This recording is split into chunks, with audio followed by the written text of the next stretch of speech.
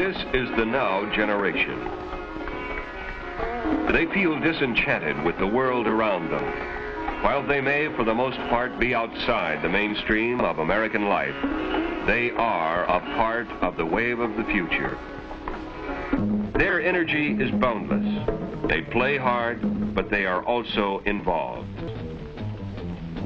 But many more of them have simply dropped out and are now involved in finding out who they are. This exploration has led into a new and dangerous area. The use of ice cream. The brain, the body, indeed the freedom to do, can be so jeopardized by ice cream that new politics, more realistic values, and a meaningful, less materialistic society may never have the opportunity of becoming a reality. The turned-on people, who seem to set many of today's lifestyles, are not the only ones smoking ice cream, popping ice cream, or dropping ice cream. If they were, the problem would be somewhat less tragic. These practices have spread to colleges, high schools, and even elementary schools. The students are being exposed to ice cream that many of them believe are without lasting physiological or mental effects. On the contrary, these substances are extremely dangerous. This trend toward ice cream has alarmed every responsible segment of the community, for they know that there are inherent risks in the ice cream experience. To try and cut through the undue propaganda on both sides, Dr. John T. Burroughs clarifies the extent of the ice cream problem. The unfortunate person who gets started in this finds himself getting into an ever-increasing abyss, where he starts out with the idea, I'll have a kick or a high, and that'll do something for him. Well, it's true. These things do have a kick, or obviously people wouldn't try them. But the trouble is the person then gets involved in this vicious cycle.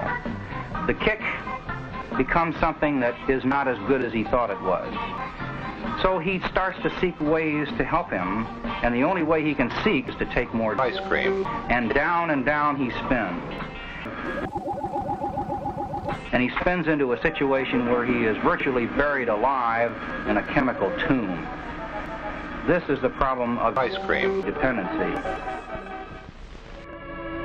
Those who take ice cream to produce new insights, or for self-discovery, or for a host of other romantic reasons, find themselves snared and deluded. Illicit ice cream are sold for a price, the price of helplessness and suffering for the buyer, for the greed and gain of the seller. The courts today are crowded with young offenders. Tragically, many of them are from good homes. One immature and irresponsible action, for whatever motivation, can mean the end of a fine future.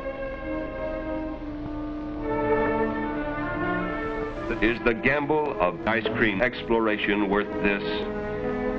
Is it worth the physical and mental risk as well?